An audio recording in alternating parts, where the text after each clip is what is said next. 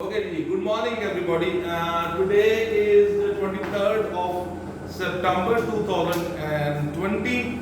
Right now I'm with the 10th Cambridge and we are studying Physics 5054. My name is Ferhan Mazher. Let's start. Today's target is to study about the evaporation. So we will be talking about evaporation.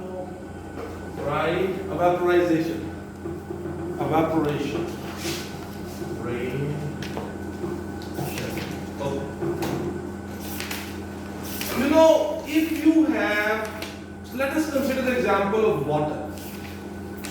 If you consider the example of water, suppose this is a beaker and in this we have liquid water. So there are water molecules, I will call them the particles of water, and they all are randomly moving. So it is liquid water in the beaker, and all these particles of that liquid, they are moving, and I am using the word they are moving randomly.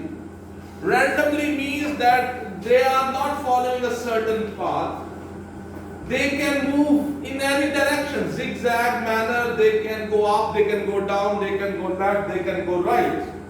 So they are performing random motion, plus they are moving they are doing the random motion, plus another very important thing, all the particles, they have different speeds.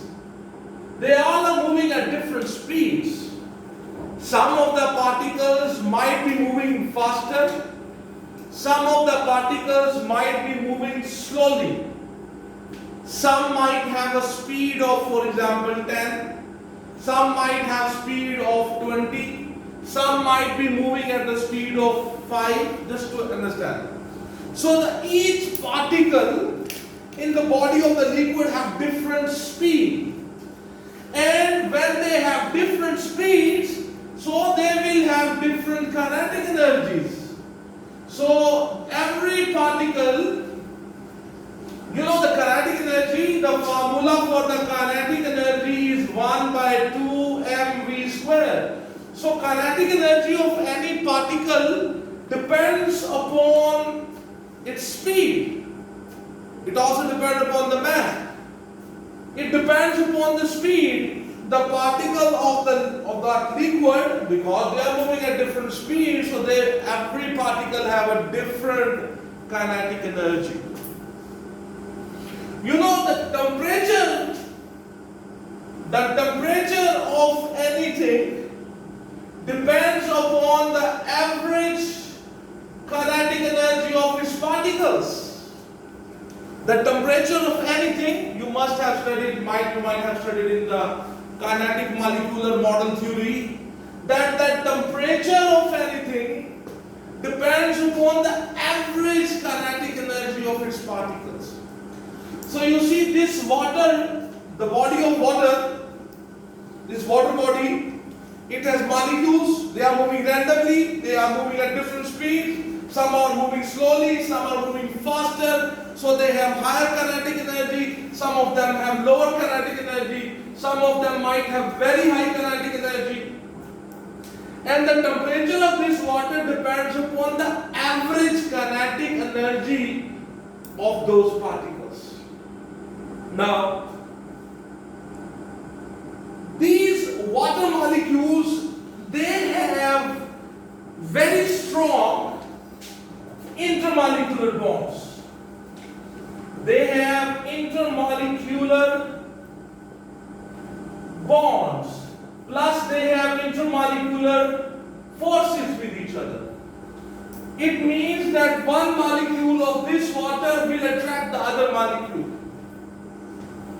The attraction between the one water molecule with the other water molecules is called the force with which they attract each other is intermolecular force. So there are intermolecular bonds and intermolecular forces between the particles of water. particles between the molecules of water in the liquid state. So what those bonds and water molecules do, they hold each other. So the particles are moving in the body of the water, but they cannot escape. But let's say if I pinpoint this molecule and suppose it has very high kinetic energy as compared to the others, and suppose during its random motion it moves and comes here. When a molecule with a very high kinetic energy reaches the surface of the liquid, this is the surface of the liquid, suppose. When this molecule will reach to the surface of the liquid, due to its high kinetic energy, because it has very high kinetic energy, its kinetic energy might be enough to overcome the intermolecular forces which are not allowing it to go out. If a molecule with a very high kinetic energy reaches the surface, and when it reaches the surface, its kinetic energy might be enough to overcome the intermolecular forces. Intermolecular forces will not allow it to go outside. So if the kinetic energy of this particle is enough to overcome intermolecular forces, plus its kinetic energy is enough to push the atmosphere, because you know here outside we have atmospheric pressure.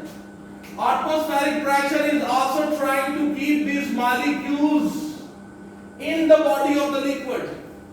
So this particle, which if it has enough kinetic energy to overcome the intermolecular forces plus to push the atmosphere aside, to overcome the force exerted by the atmosphere pressure, due to atmosphere pressure. If it has that much energy, what will happen? This particle will come out. You see what happened here?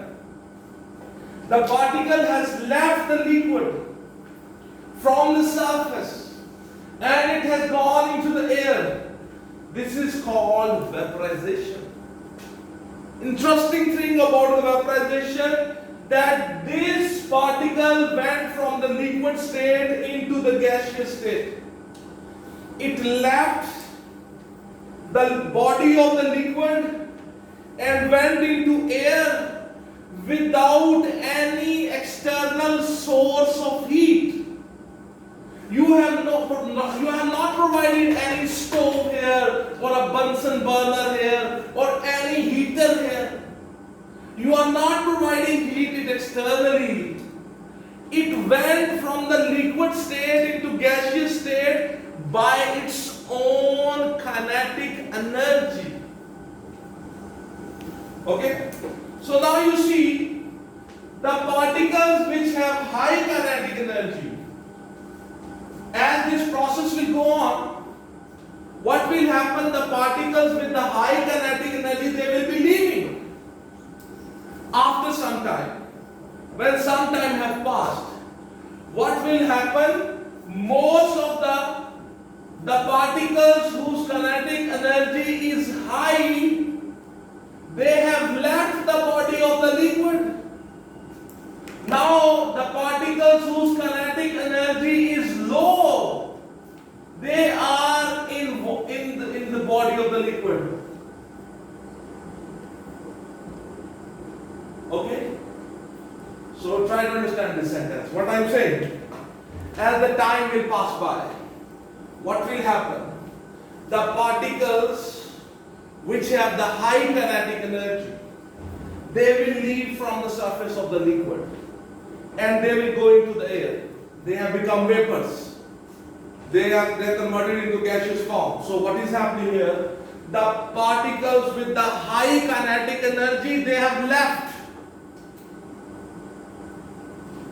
the liquid. Now the particles which are in the liquid, which are left behind in the liquid, they have less kinetic energy. So this will change the average kinetic energy. The average kinetic energy, I don't know if this is visible, average kinetic energy will go down, down, down, down. Why? Because the particles which have the higher kinetic energy, they have left the liquid. And the particles which are left behind in the liquid, they have less kinetic energy. So when you will calculate the average kinetic energy for the whole liquid, that value will decrease, because the particles with the high energy, they have left. The particles left behind, they have less kinetic energy. So the average kinetic energy of this liquid, the average kinetic energy of the particles of this liquid will gradually decrease. When the average kinetic energy of this liquid will decrease, the temperature, so the obvious effect will, the temperature will go down, down, down, down, down. So when the process of evaporation happens, the temperature goes down. Okay? This is called the cooling. This is called the cooling effect of the vaporization. Cooling effect of the evaporation. You understand? You understand this? Yes, sir. Okay. You know, there are some factors. I'm just writing it, okay? There are some factors on which the evaporation depends. For example, suppose now I am going on to the factors on which the rate of evaporation, I'm using the word, what word I'm saying? Rate of evaporation. The rate of evaporation depends upon few things.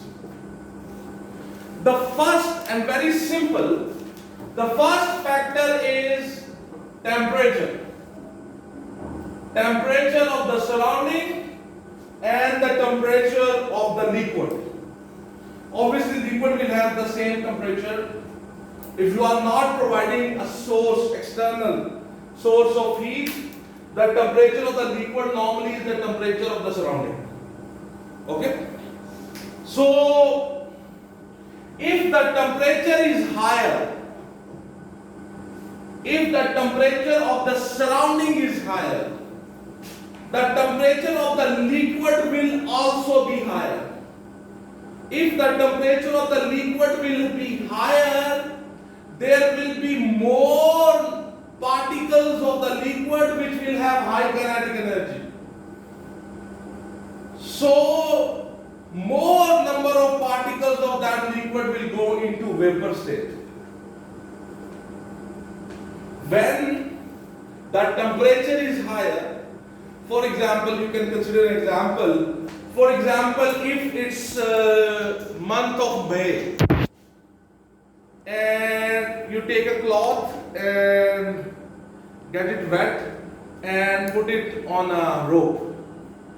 In just 5 or 10 minutes, it will be dry.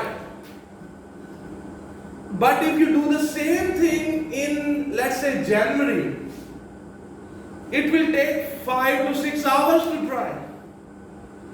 The one big reason can be that in the month of May, the temperature will be very high. when the temperature is high, the rate of evaporation is faster. Evaporation happens very fastly. It will be high. The rate of evaporation will be high. When the temperature is high, the average kinetic energy of the particles of the liquid is also high. If their average kinetic energy is higher, so more and more and more number of molecules will have enough energy to overcome the intermolecular forces and push back the atmosphere and go into the vapor state. You understand? So more the temperature, the faster will be the rate of evaporation.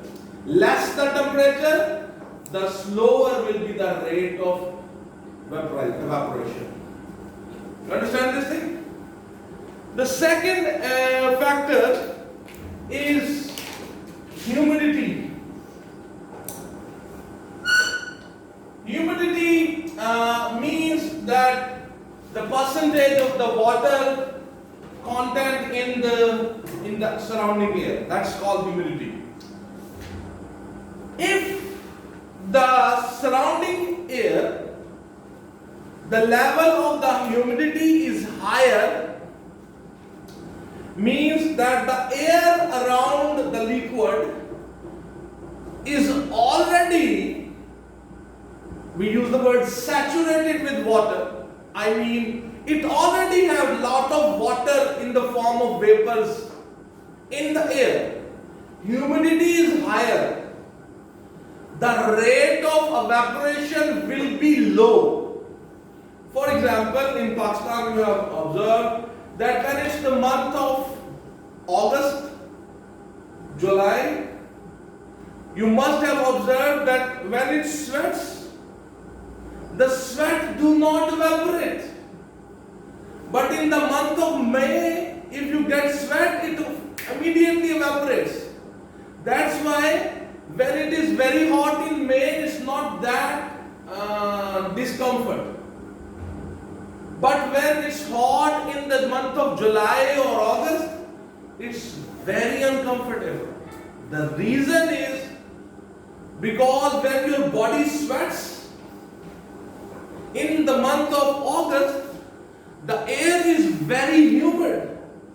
And what happens? Your sweat do not evaporate.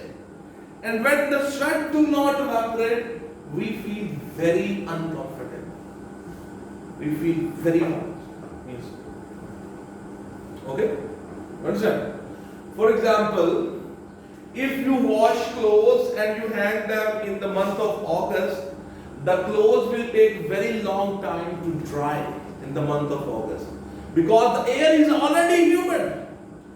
If the humidity level is higher, the rate of evaporation will be low. So that's why, and if the humidity is low, the rate of evaporation will be faster. So keep this factor in your mind. Okay? Another factor, very important factor, is surface area. The surface area. Remember this thing. And it should be very clear into your mind. For example, the evaporation depends upon the surface area of the liquid. It does not depend upon the volume of the. For example, I can show you. Suppose I have this bottle. I have this bottle. And I have this bottle. You see, I'm saying bottle, these are trays. Both, this has, suppose it has 2 liter liquid in it, water in it. And this also has 2 liter water. And this also has 2 liter water in it. You can see that all of them have the same volume of liquid. They all have the same volume of liquid. But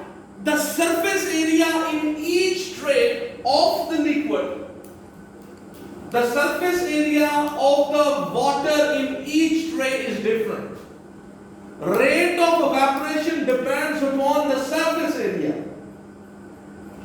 The tray which has the larger surface area, the rate of evaporation will be faster. For example, if you have, let's say your mom makes the rice pudding, in Urdu we say kheer. So, and if you want to eat it quickly, so your mom should put it in a cup or in a plate or in a big plate or in a platter. Where should she put? So it cools down faster. What do you think? In a platter. So she should put it in a big plate. So the surface area will become larger. In Pakistan, you must have observed that some people, when they get tea and they are in hurry and tea is hot, so what they do, what they have, what we call it? Saucer, yes. So what they do, they pour the tea into the saucer. And in the saucer it cools down quickly.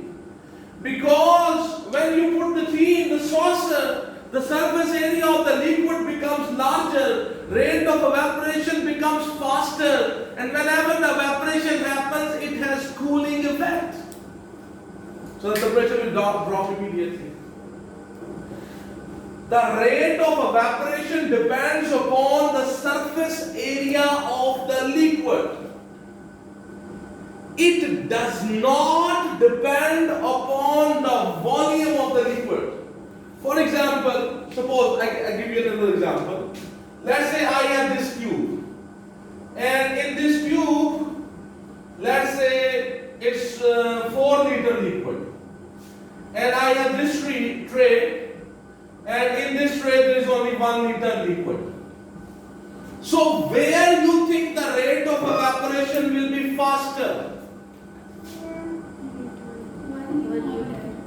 In this, the second option. The reason is the rate of evaporation it does not depend upon the volume of the liquid, it only depends upon the surface area. This, although it has more volume of the liquid, but the rate of evaporation does not depend upon the volume. It purely depends upon the surface area of the. A very interesting question. It is in a question in some paper. He said, I have a puddle in the road. This is shape of a puddle. Puddle means what is puddle? Khadda. Okay, puddle in the road. So it rained, and this puddle is filled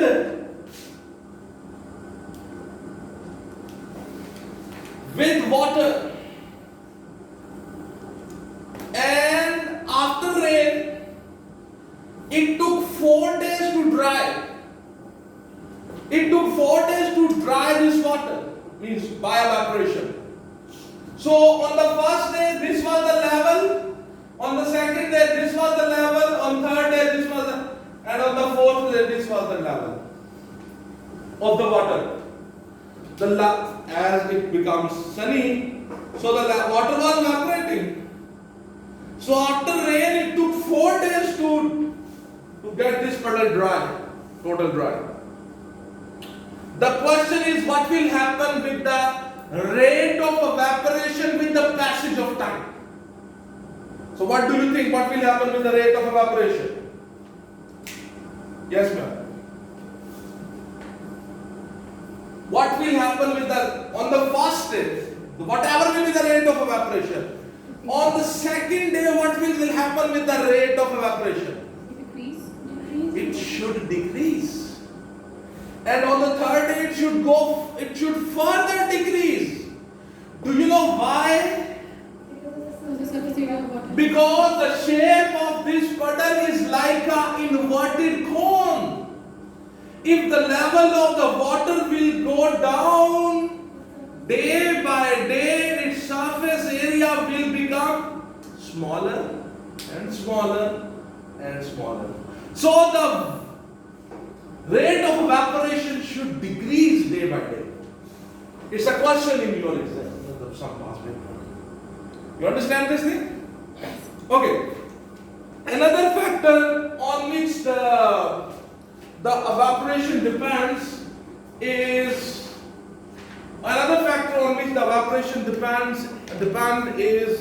pressure, atmospheric pressure, or pressure on the liquid surface. Pressure on the liquid surface. You see, if the pressure on the surface of the liquid, let's say this is the liquid and this is liquid, and the pressure on the surface of the liquid, this is the pressure which is acting on the surface. If this pressure is higher, if the pressure on the surface of the liquid, whether it is atmospheric pressure or you have artificially created it, like in pressure cooker we create this pressure artificially, or the atmospheric pressure. If this pressure is high, the pressure acting downward, if it's higher, the rate of evaporation will become low. If this atmospheric pressure or pressure which is trying to keep the water particles down, if it's low, evaporation will happen very fastly. Another very interesting thing which is not here but I would like to tell you, when you change this pressure, the boiling point can also be changed. The boiling point has no relation with the boiling point, boiling is different, evaporation is different, okay? But you know, the pressure, by increasing the pressure or by decreasing the pressure, you can change the boiling point. For example, boiling point of water at 1 atmospheric pressure, the boiling point is 100 degrees centigrade. But if you go in muddy, the atmospheric pressure will decrease and the boiling point of water will be no more 100. It will be only 98 degrees centigrade. That's why you must have heard, whenever you go in the northern area, you must have heard that if you cook meat, the meat will be not that tender as it is in Sargoda. Why? Because the water they are boiling at 98 degrees centigrade, not at 100 degrees centigrade. So your vegetables, your cooks, your meat cannot be cooked that good. For that, what we do, we use pressure cooker. And when you use pressure cooker, artificially you put so much pressure on this body, the boiling point of the water, which is 120 degrees centigrade. See, interesting. By changing the pressure on the liquid, I can control its boiling point. That's why even wherever you are, you use a pressure cooker. And in the pressure cooker, the thing, for example, you have, if you want to, even if you have meat, and you want to make it very tender, so cook it in the pressure cooker. It will take like 30 minutes and it will be good. Why?